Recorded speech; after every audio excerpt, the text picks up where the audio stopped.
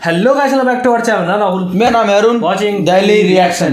तो आपने चैनल पर लोग स्टोरी रिएक्ट करने वाले तो हैं पिछले हम रिएक्ट करने वाले हैं शाम शो की वीडियो के ऊपर। जिसका टाइटल है how India destroy Canadian Khalistani propaganda. Propaganda. तो बेसिकली भाई इसने वही दिखाने वाले कि हाँ भाई इस टाइम पे जो चल रहा है भाई माजरा कि यहाँ पे किस तरीके से जो कनाडा जो है वो इंडिया को मतलब बाइकआउट करने की कोशिश कर रहा है एक तरीके से, क्योंकि भाई जो जस्टिन ट्रूडो जो है जो वहाँ के पीएम जो है उन्होंने बेसिकली ये कहा था अभी निज्जर करके बंदा जो था उसको गोली नहीं मार दी किसी ने, तो उसका अंजाम जो है उन्होंने डायरेक्ट ना सीधा ना इंडिया के ऊपर लगा दिया, इंडिया के ऊपर इंडियन गवर्नमेंट के ऊपर लगा दिया सीधा। वो भी जाके अपने असेंबली पार्लियामेंट में जाकर के किसी पीएम का ये बात बोलना बहुत बड़ी बात होती है। तो उस चक्कर में बहुत तरह की चीजें हुई। बाकी देखा जाए तो भाई श्याम शर्मा जो है वो बहुत अच्छे ढंग से समझाते हैं। तो वही देखेंगे वीडियो भाई क्या रहेगा नहीं, तो बिना किसी करते हैं वीडियो स्टार्ट। कुछ महीने पहले आपको याद होगा कि भारतीय एम्बेसीज पर खालिस्तानियों ने हमला किया था। Of pro-Khalistani protesters in March attacked and damaged the Indian consulate in San Francisco. The Indian consulate was attacked by Khalistani group. उसके बाद इन अटैक्स में जो कुछ खालिस्तानी इन्वॉल्व थे वो धीरे धीरे टपकने लगे। अब ये किसने किया? अब देखिए ये राज भी उन्हीं के साथ चला गया। लेकिन इस हफ्ते कनाडा के राहुल गांधी जस्टिन ट्रूडो ने कनाडा में खालिस्तानियों के एलिमिनेशन के पीछे भारत पर आरोप लगाया। उनकी कोशिश थी कि भारत की इंटरनेशनली बेइज्जती करते हैं, लेकिन क्या करें ये उनो रिवर्स हो गया। भारत की बेइज्जती होने के बजाय भारत के लोगों में प्राइम मिनिस्टर मोदी की इमेज और भी स्ट्रांग हो गई और उल्टा इंटरनेशनली कनाडा की बेइज्जती हो गई। और अब हालत देखिए कि भारत अब डेवलप्ड देशों को मात दे रहा है डिप्लोमेटिकली। ये भारत की बढ़ती इंटरनेशनल स्टैचर को भी दिखाता है। और भारत ने ये कैसे अचीव किया, आइए आज के वीडियो में जानते हैं। वाकई में यार तो पहले तो भाई सुन के चुप हो जाते थे, आज के टाइम देखो रिप्लाई सीधा बाहर निकलो भाई। वो सीनियर काउंसिलर था उनको भी निकाल दिया। हेलो और श्याम शर्मा शो के इस एपिसोड में आपका बहुत बहुत स्वागत है। मैं हूं सेक्युलरिज्म का सीईओ श्याम शर्मा और आप सबको एक सेक्युलर प्रणाम। देखिए ये सारी भसड़ शुरू तब हुई जब जस्टिन ट्रूडो साहब ने ये कहा, Over the past number of weeks, Canadian security agencies have been actively pursuing credible allegations of a potential link between agents of the government of India and the killing of a Canadian citizen, Hardeep Singh Nijjar. अब आइए जरा हरदीप सिंह निज्जर के बारे में जानते हैं। हरदीप सिंह निज्जर एक खालिस्तानी है जो पता नहीं शायद टेक्निकली कैनेडियन सिटीजन भी हो कि ना हो। वो इलीगली कनाडा में 1997 में आया, रेफ्यूजी स्टेटस मांगा उसने, जो कि गवर्नमेंट ने रिजेक्ट कर दिया क्योंकि उसने झूठा पासपोर्ट यूज किया था रेफ्यूजी स्टेटस मांगने के लिए। उसके 11 दिन के बाद उसने एक कैनेडियन औरत से शादी की जिसने उसके वीजा को स्पॉन्सर किया, लेकिन झूठी मैरिज होने का शक करके कैनेडियन गवर्नमेंट ने उसको भी रिजेक्ट कर दिया। तो ये है हमारे अपस्टैंडिंग कैनेडियन सिटीजन। और दूसरी बात, इसको सिख लीडर बोल रही है कैनेडियन गवर्नमेंट। जरा सिख लीडर के शब्द सुनिए। ਜੇ ਇੰਦਰਾ ਨੇ ਅਟੈਕ ਕੀਤਾ 31 ਅਕਤੂਬਰ ਨੂੰ ਸੋਧਾ ਲਾ ਕੇ ਗੱਡੀ ਚਾੜਿਆ। ਜਿਹੜਾ ਕਮਾਂਡਰ ਬਣਿਆ ਫਿਰਦਾ ਸੀ ਜਨਰਲ ਵੈਦਿਆ, ਜਿਹਨੇ ਤਖਤ ਤੇ ਫੌਜਾਂ ਲੈ ਕੇ ਆਇਆ ਉਹਨੇ ਦੇ ਵਿੱਚ ਉਹ ਵੀ ਗੱਡੀ ਚਾੜਿਆ। ਜਿਹੜਾ ਲਤਨ ਮਾਕਨ ਦਿੱਲੀ ਦੇ ਵਿੱਚ ਬੈਠਾ ਸੀ 84 ਦੇ ਕਤਲੇਆਮ ਦਾ ਦੋਸ਼ੀ ਸੀ ਉਹਨੂੰ ਵੀ ਜਿੰਦੇ ਸੁੱਖੇ ਨੇ ਗੱਡੀ ਚਾੜਿਆ। ਜਿਹੜਾ ਬਿਆੰਤ ਕਹਿੰਦਾ ਸੀ ਬੁੱਚੜ ਮੈਂ ਇਹਨਾਂ ਦੇ ਸਿਰ ਤੇ ਪੱਗ ਨਹੀਂ ਰਹਿਣ ਦੇਣੀ, ਦਿਲਾਵਰ ਤੇ ਹਵਾਰੇ ਤਾਰੇ ਨੇ ਗੱਡੀ ਚਾੜਿਆ। ये बंदा जिस गुरुद्वारे का लीडर था उस गुरुद्वारे में बैठ के इंदिरा गांधी, भारत के आर्मी जनरल और भारत के पॉलिटिशियंस की मौत की खुशियां मना रहा है। According to national investigative agency ये बंदा आतंकवादी ऑर्गेनाइजेशन बब्बर खालसा इंटरनेशनल का मेंबर था, जिसके पाकिस्तान की ISI से भी कनेक्शंस माने जाते हैं। इस बंदे पर इंटरपोल ने, जो यूरोप की इन्वेस्टिगेटिव एजेंसी है, उसने भी एक नोटिस जारी किया था। टाइम्स ऑफ इंडिया की एक रिपोर्ट ने बताया था कि ये बंदा कनाडा के ब्रिटिश कोलंबिया में आतंकवादी कैंप्स भी चलाता है। ये है कनाडा के अपस्टैंडिंग सिटीजन निज्जर जी, जिनको इतनी रिस्पेक्ट दी जा रही है कनाडा के पॉलिटिशियंस के द्वारा। और जस्टिन ट्रूडो के पार्टनर अलायंस पार्टनर कहाँ जा रहा है दिमाग, बहुत तेज हो रहा है। जगमीत सिंह, उन्होंने भी धमकी दी बिल्कुल सोशल मीडिया पे जाके छाती चौड़ी करके कि मोदी की ईंट से ईंट बजा देंगे। घुस के मारेंगे। पहले इंडिया का वीजा तो ले लो। सही बात है। इंडिया में तो घुसा नहीं जा रहा आपसे, मोदी को क्या करेंगे आप? दूसरा, सोशल मीडिया पे साहब इतना बहादुर बन रहे हैं, लेकिन बहादुरी का आलम यह है कि बहादुर साहब अपनी ट्वीट के नीचे ही जो रिप्लाईज आ रहे हैं उनको हाइड कर रहे हैं। कोई इनका मजाक उड़ा दे, ये इनसे सहा नहीं जाता है और ये मोदी की ईंट से ईंट बजाएंगे। लेकिन इन दोनों महानुभावों को ये बात समझ में नहीं आती है कि ये मोदी को ह्यूमिलिएट करना चाह रहे हैं, लेकिन इसका रिजल्ट बिल्कुल उल्टा होगा। क्योंकि मोदी जब से पावर में आए हैं उन्होंने आतंकवादियों के खिलाफ अपनी पॉलिसी बिल्कुल क्लियर करके रखी हुई। ये हमारा सिद्धांत है, हम घर में घुस के मारेंगे। और जब से मोदी जी ने ये अनाउंस किया है तब से आप देखिए कि इंडिया की जो मोस्ट वांटेड लिस्ट में लोग हैं, उनके साथ क्या हो रहा है। Lying lifeless at a mosque in Pakistan-occupied Kashmir. Rayaz Ahmed, alias Abu Qasim, one of the most wanted Lashkar-e-Taiba terrorists. This is Bashir Ahmed Peer, a launching commander of terror outfit Hizbul Mujahideen. Not anymore. Earlier this year, Peer was shot dead at point-blank range. Al-Badr commander Syed Khalid and Jaish-e-Mohammed's Mistri Zahur Ibrahim, one of the hijackers of the Indian Airlines IC-814 aircraft, was shot dead in separate attacks in Karachi. Khalistan Commando Force Chief Paramjeet Singh Panjwar, alias Malik Sardar Singh, was also shot dead earlier this year by unidentified gunmen in Lahore. इसके अलावा भी जिस खालिस्तानी ने British Indian embassy को attack किया था वो भी निकल गया। हरमीत सिंह, जिसके ऊपर पंजाब में 2 आरएसएस के वर्कर्स का खून करने का आरोप है, वो भी निपट गया। तो अलग अलग देशों में घुस के इंडिया की मोस्ट वांटेड लिस्ट के लोग निपट चुके हैं। और अब एक फॉरेन पॉलिटिशियन आकर बोल रहा है कि इंडिया ने यानी मोदी जी ने हमारे घर में घुस के एक आतंकवादी को टपका दिया है। तो आप इमेजिन कीजिए कि इसका रिजल्ट क्या होगा। मोदी जी की बेइज्जती होगी या इंडिया के वोटरों की आंखों में उनकी रिस्पेक्ट और बढ़ेगी। जो हम इतने सालों से चाह रहे थे कि जो भी हमारे खिलाफ आतंकवाद करे हम उनके घर में घुस के उनको मारें, वही किया जा रहा है। अब पूरी तरह से जो जस्टिन ट्रूडो का प्लान था वो बैकफायर हो गया। बिल्कुल अभिषेक बच्चन जी के प्लान की तरह, जो द्रोणा फिल्म बनाकर अपने आप को इंडिया के आयरन मैन की तरह डेवलप करना चाहते थे। ये जो घटिया बेहुदा स्टंट जस्टिन ट्रूडो ने किया है, उसका भारत ने जवाब कैसे दिया। Shub has drawn flack over his alleged support for Khalistan. Now, book my show in a post. Cancel कर दिया सारे इसके शो तो देखेंगे। बहुत टूट चल रहा है भाई। बोर्ड ने भी वो कर दिया, कैंसिल कर दिया। सबसे पहले तो सीधे डिनाई किया कि देखिए भैया हमारा इस खालिस्तानी को टपकाने में कोई लेना देना नहीं। उसके बाद कनाडा के एक टॉप डिप्लोमेट को लात मार के बाहर निकाला। और उसके बाद कनाडा के हाई कमिश्नर को बुला के अच्छे से सुनाया भी। आप कनाडा के हाई कमिश्नर की रिएक्शन ही देख लीजिए। भैया मैं तो खुद बर्बाद हो गया साला। वाकई बहुत गुस्सा थे भाई। इतना गुस्सा, पता नहीं क्या हुआ बंद दरवाजे के पीछे। Let's imagine. बहुत बड़ी बात है। अक्षय कुमार वाली जिंदगी बहुत बड़ी बात है। अभी बाहर किसी को कुछ बताना मत। मैं किसी को कुछ नहीं बताऊंगा। मैंने तेरे कान के नीचे बचाया, समझे? हाल बात सही बना। कंघी तेरे जेब में निकाल पिछवाड़े से। ठीक है, स्मार्ट बन। हंसते हुए चलेंगे बाहर। दोस्त है हम लोग, दोस्त। आइए जो कुछ समझा याद है ना। थोड़ी देर रोने के लिए माफी चाहते हैं, ठीक है? अच्छा जी राम राम साहब। वो मोर्चे का निकलो यहाँ से। और इतनी बेइज्जती अगर काफी नहीं थी ट्रूडो और उनके पार्टनर हरमीत सिंह के लिए, तो अभी तो इन्हें और जलील होना है। वॉशिंगटन पोस्ट ने एक रिपोर्ट निकाली जिसके मुताबिक कई महीनों से जस्टिन ट्रूडो हरदीप सिंह निज्जर की किलिंग की जो बात है वो इंटरनेशनली रिलीज करके इंडिया को ब्लेम करके इंडिया को ह्यूमिलिएट करने के बारे में सोच रहे थे। जस्टिन ट्रूडो कोशिश कर रहे थे कई हफ्तों से कि सारे G7 देश मिलके हरदीप सिंह निज्जर के बारे में एक जॉइंट स्टेटमेंट निकाले और इंडिया की इंटरनेशनल बेइज्जती करें। लेकिन हुआ क्या? उन्होंने लगभग मना कर दिया। G7 ने सीधे मना कर दिया। यूके के प्राइम मिनिस्टर से पूछा गया तो उन्होंने इग्नोर करके बोला कि भैया हम तो इंडिया से ट्रेड करते रहेंगे। बेसिकली सुनक ने कहा अपना काम करना।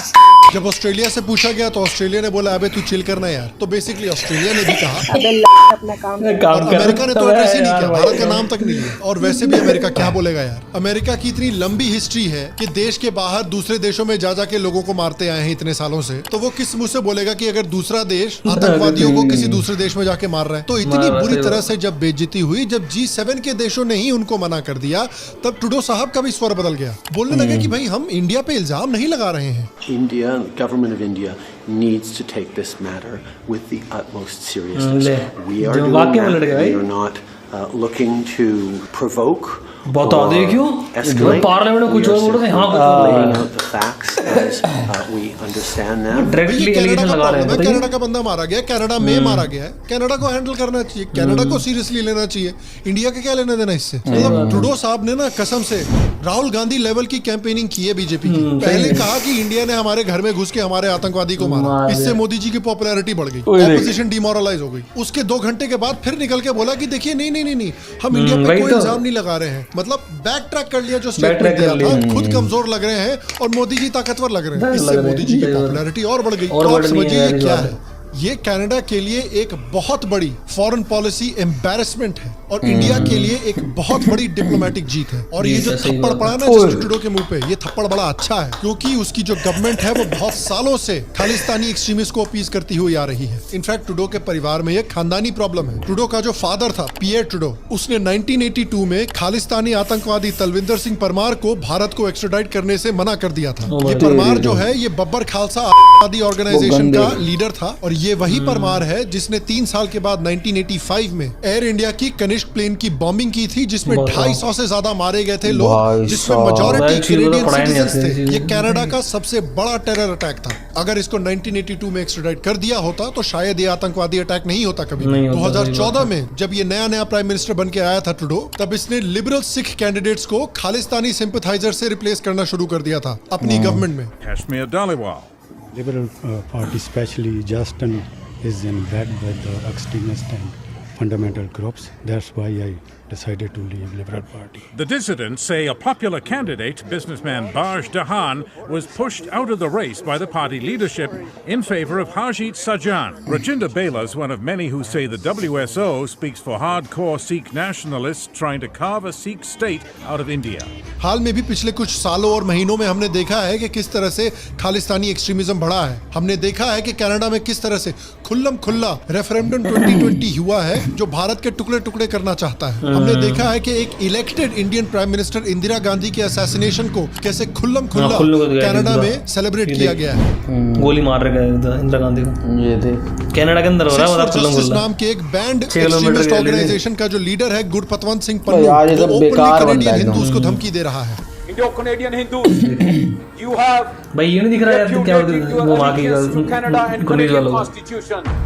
Your destination is India. बताइए Leave Canada, go to India. Air India bombing के मास्टरमाइंड आतंकवादी तलविंदर सिंह परमार को भी कनाडा में खुल्लम खुल्ले सपोर्ट किया जाता है।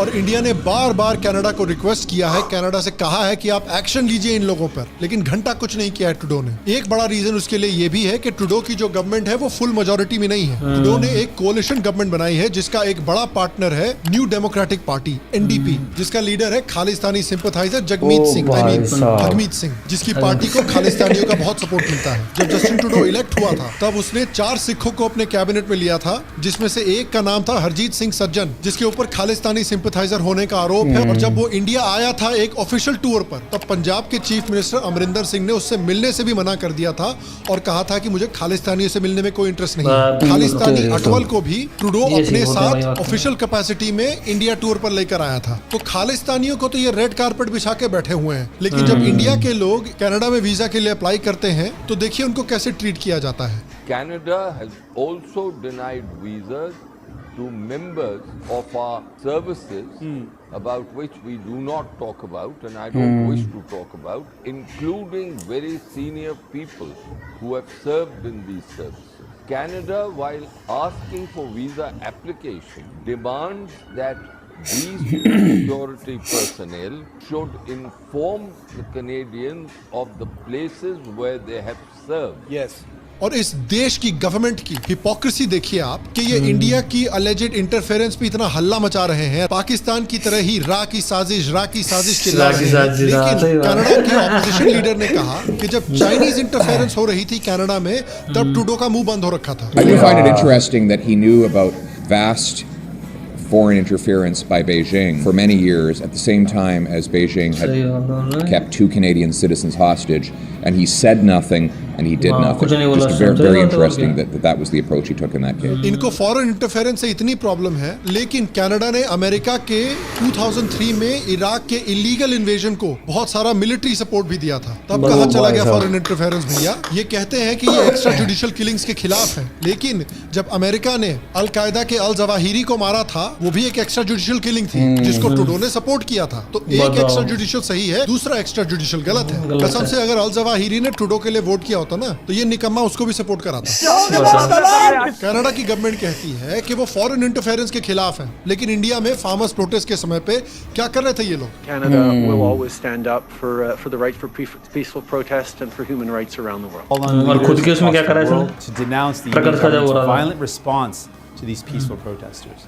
and I stand in solidarity with farmers demanding justice and fairness. ये कहते हैं कि ये एक्स्ट्रा जुडिशियल किलिंग्स के खिलाफ हैं, लेकिन करीमा बलोच का आप केस याद कीजिए, जो कि एक पाकिस्तानी बलोच एक्टिविस्ट थी, जो पाकिस्तानी आर्मी के खिलाफ आवाज उठाती थी, और पाकिस्तानी आर्मी किस तरह से बलोच एक्टिविस्ट को ट्रीट करती है और बलोचों को पाकिस्तान में दबा रही है, उसके बारे में आवाज उठाती थी। करीमा बलोच की भी अलेजिडली ISI ने एक्स्ट्रा जुडिशियल किलिंग की थी कनाडा में, लेकिन उसके खिलाफ कनाडा ने क्या कहा कि भाई बड़े बड़े शहरों में छोटी मोटी मौतें हो जाती हैं। इतनी सारी हिपोक्रेसी जमा करके रखी हुई थी, इन्होंने सारी की सारी इंडिया पर ही निकाल दी। तो क्यों जस्टिन ट्रूडो की इतनी भड़ास निकल रही है इंडिया पर? देखिए बहुत सारे रीजन। पहले तो यार G20 की मीटिंग में इनको बुलाया था, लेकिन हर एक इशू पर, हर एक टॉपिक पर कनाडा को साइडलाइन कर दिया गया। किसी भी बड़े अनाउंसमेंट का हिस्सा नहीं था ये बंदा। जैसे गांव में भैंसिया नहीं खो जाती है, फिर भटकती रहती है पूरे गांव में, उसी खोई हुई भैंसिया की तरह G20 की मीटिंग में भटक जाता है। दूसरी बात, कनाडा में अभी एक अनप्रेसिडेंटेड इकोनॉमिक क्राइसिस चल रही है। इसकी बुरी परफॉर्मेंस की वजह से इसके ऊपर ऑपोजिशन का बहुत सारा प्रेशर बना हुआ है, और इसका जो ऑपोजिशन का लीडर है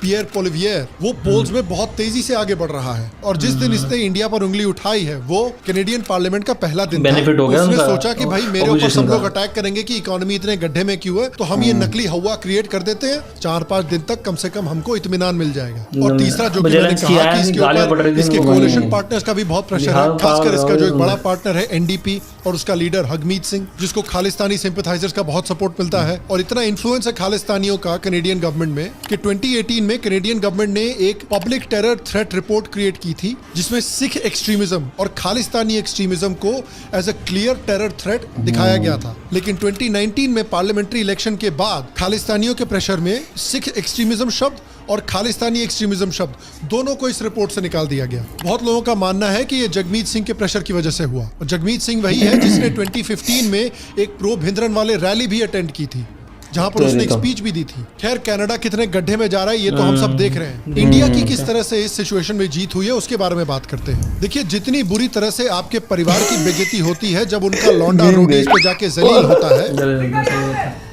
उससे भी ज्यादा बेइज्जती ट्रूडो की इंडिया ने की है इस हालत में। और ये इंडिया की ग्रोइंग इंपॉर्टेंस और ग्रोइंग फॉरेन पॉलिसी पावर को दिखाती है कि यूके, USA, ऑस्ट्रेलिया जैसे बड़े G7 के देशों ने कनाडा की मांग को ठुकराया और इंडिया को कंडेम नहीं किया, जो कि कनाडा चाहता था। ये सारे देश जानते हैं कि इकोनॉमिकली इंडिया ऑलरेडी कनाडा से बड़ा है और आगे के समय में कनाडा से और भी आगे बढ़ता ही जाएगा। इकोनॉमिकली इंडिया कनाडा से कहीं ज्यादा इंपॉर्टेंट है। पॉलिटिकली भी अगर देखें तो चाइना के इन्फ्लुएंस को अगर दुनिया में काउंटरैक्ट करना है तो उसके लिए इंडिया एक बहुत इंपॉर्टेंट प्लेयर है। कनाडा किस काम का इसमें यार? पैसा बर्बाद कर इंडिया मिडिल ईस्ट कॉरिडोर जो नया डेवलप हुआ है, जो चाइना के बेल्ट एंड रोड इनिशिएटिव का एक कंपेटिटर है, उसकी सक्सेस के लिए भी इंडिया बहुत जरूरी है। इस कॉरिडोर की वजह से यूरोप और अमेरिका की जो डिपेंडेंस है चाइना के ऊपर, ये कम होगी। उसके लिए इंडिया जरूरी है। कनाडा का क्या करेंगे ये लोग? तेल निकालेंगे।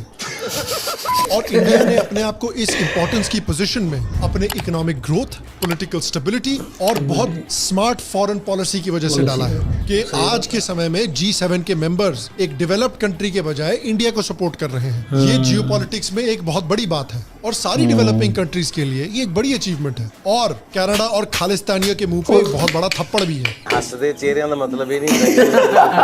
और इंडिया को कनाडा में पल रही खालिस्तानी मूवमेंट से कैसे डील करना चाहिए? देखिए, सबसे पहले तो डिप्लोमेटिकली इससे डील करना चाहिए। जो इंडिया कर रहा है उसने बहुत कड़ा स्टेटमेंट भी दिया है कनाडा को। We have seen some comments, at least the media reports about comments by Prime Minister Trudeau. But let me make the larger point that the issue is not about freedom of expression, but its misuse for advocating violence, for propagating separatism, and for legitimizing terrorism. वो दूसरे देशों के साथ भी बहुत successfully counter Khalistani extremism programmes develop कर रहा है। यूके ने हाल में ही फंडिंग अनाउंस की है प्रो खालिस्तान एक्सट्रीमिज्म को टारगेट करने के लिए। आगे जाते हुए भी इंडिया अगर G7 कंट्रीज के साथ अच्छे रिलेशंस बनाकर रखेगा, उस रिलेशनशिप को लेवरेज करके भी इन देशों में खालिस्तानी एक्सट्रीमिज्म को टारगेट किया जा सकता है। और देखिए, मेन बात यह है कि खालिस्तानी आतंकवादियों के साथ और किसी भी आतंकवादी के साथ एक ही सुलूक होना चाहिए। हम घर में घुस के इंडियन कैनेडियंस को मैं बोलूंगा भैया देखिए, सबसे पहले घबराना नहीं। आप ट्रूडो के लिए वोट करते आए हैं, वो आपके मुंह पर ही थूक रहा है।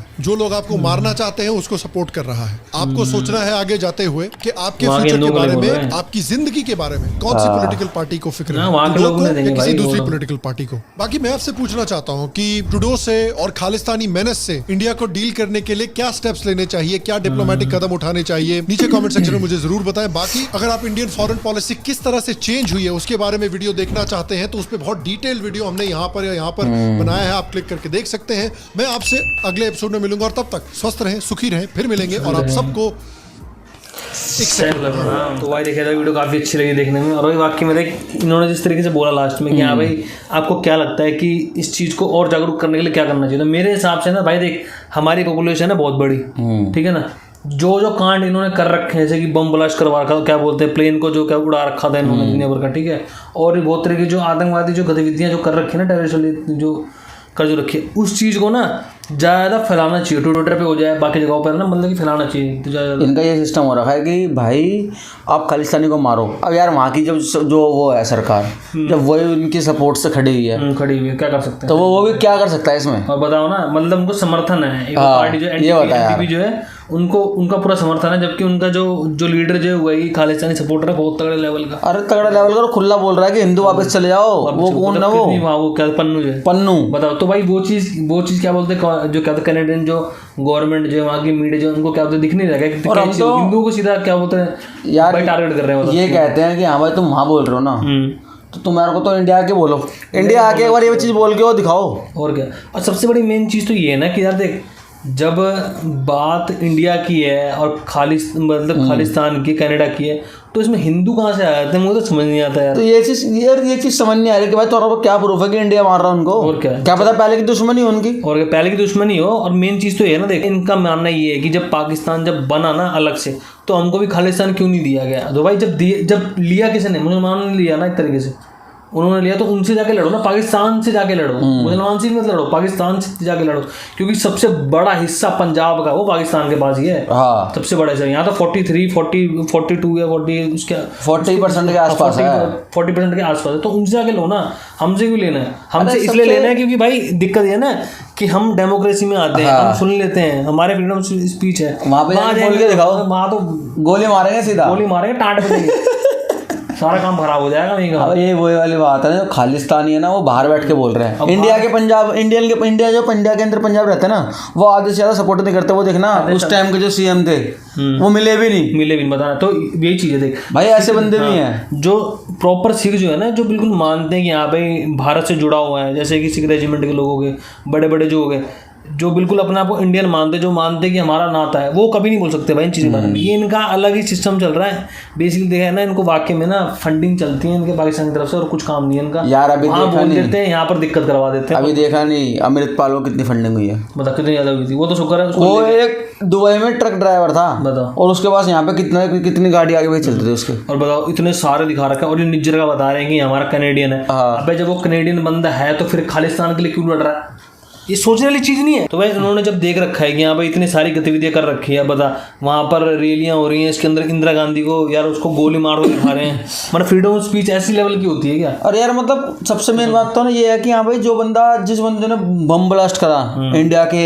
जो एयरप्लेन के अंदर बम ब्लास्ट करा, उसकी फोटो लगा के उसको सपोर्ट कर रहे हैं यार, खुला सपोर्ट। अब वो भी चल जाता है, चल उनको क्या बात करना चाहिए, लेकिन जब तुम देख रहे हो कि लेडीज खड़ी हुई है, उसको गोली मार तो दिखा रखा है, और उसको बिल्कुल एक अच्छा दिखाया जा रहा है, और वो भी ऐसे नहीं मतलब, और ये भी नहीं है कि उनको पता नाम चेंज कराओ, सरकारी लोगों को पता होगा ये चीज कि हाँ भाई ये फॉर्मर पीएम रह चुकी है इंडिया की, तो भाई उनको मार तो दिखा रखा, तो किस लेवल की उस चीज को दिखाया जा रहा है। तो भाई वहाँ की गवर्नमेंट तो बिल्कुल देख नहीं रही इस चीज को, जो किस लेवल का दिमाग है वहाँ के बंदों का, ये देखना कसम से भाई, कसम से। यहाँ के वो देख ले जो सिख है, अभी इंडिया का झंडा उतरा वो यहाँ पहुंच गए थे एम्बेसीज में, कितने सिख लड़के ऐसे हैं जो बिल्कुल सपोर्ट में एम्बेसी पर चढ़ गए थे, वो तो है। और जो ये है ना कि जैसे जो सिख वो कम्युनिटी है ना, उसके अंदर से जो 20% है ना वो खराब है, जो 80% है ना वो बहुत अच्छी है। 20% भी नहीं है उनके, कुछ भी नहीं है भाई। मेरे को तो कई बार लगता है कि इन्होंने खालिस्तानी जो ये लोग सिख है नहीं, अमृतसर की तरफ चले जाओ,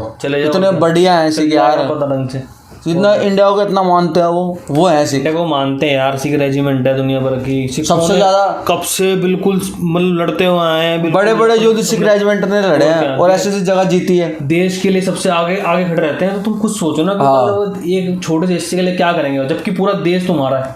मतलब उसमें यार वही है ना, जो सोच है ना कि वो जो बाहर के बंदे बैठे ना वो फूट डलवाने वाले वो काम करते हैं। लोगों को ना खालिस्तान से भी दिक्कत नहीं है। देख खालिस्तान जो नाम जो है ना उसमें कोई दिक्कत नहीं है, अच्छा नाम है खालिस्तान, लेकिन दिक्कत ये है ना कि तुम उस नाम के ऊपर तुम क्या करते हो, इंडिया के झंडे के ऊपर तुम बाथरूम करते हो, उसको जूतों में लगाते हो, तो इनको जो लात मार फुटबॉल बनाए खेलते हो, मतलब झंडे जला देते हो, ये इस लेवल का करते हो तो और खून जलता है दिक्कत। और भाई उनको मार कोई हो रहा तो इंडिया के ऊपर नाम क्यों लगा रहे हो? और प्रूफ भी नहीं है, प्रूफ भी नहीं कर पाए। लोगों ने पूछा कि भाई जो एलिगेशन जो तुमने लगा रखा है इनके ऊपर उसका प्रूफ तो साबित करो। उन्होंने कह दिया, जो उनके ओपोजिशन ने कहा, और बताओ वहाँ की मीडिया ना पीछे पड़ रखी है जस्टिन ट्रूडो की। अरे तो यही वाली बात है ना यार, उनको देखो एक टाइम पे तो पार्लियामेंट में खड़े होकर बोल रहे कि भाई इंडिया ने ये करा, इंडिया ने वो करा, फिर उसके 2 घंटे बाद ही मैं तो बोल रहा था मैं हमने कोई वो नहीं करा, हम बस क्या बोलते कोऑर्डिनेट करना चाहते इंडियन गवर्नमेंट के साथ। मैं बड़ा जी जब G7 कंट्रीज में साथ नहीं जाना तो 2 हो गए। तो भाई देखा तो भाई हाँ भाई इससे पता चलता है कि हाँ भाई इंडियन जो पॉलिसी, फॉरेन पॉलिसी जो है वो किस लेवल पे जाती जा रही है। अब वो टाइम नहीं रहा कि अब हम सुने, तुम कुछ भी बोलोगे तो सुनना पड़ेगा तुम लोगों को, जाहिर ऑन द स्पॉट रिप्लाई होगा, घर पे घुस के मारेंगे।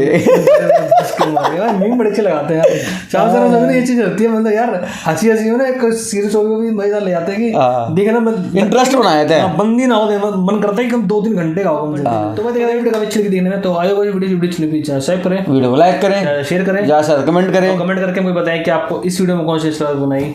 बाय।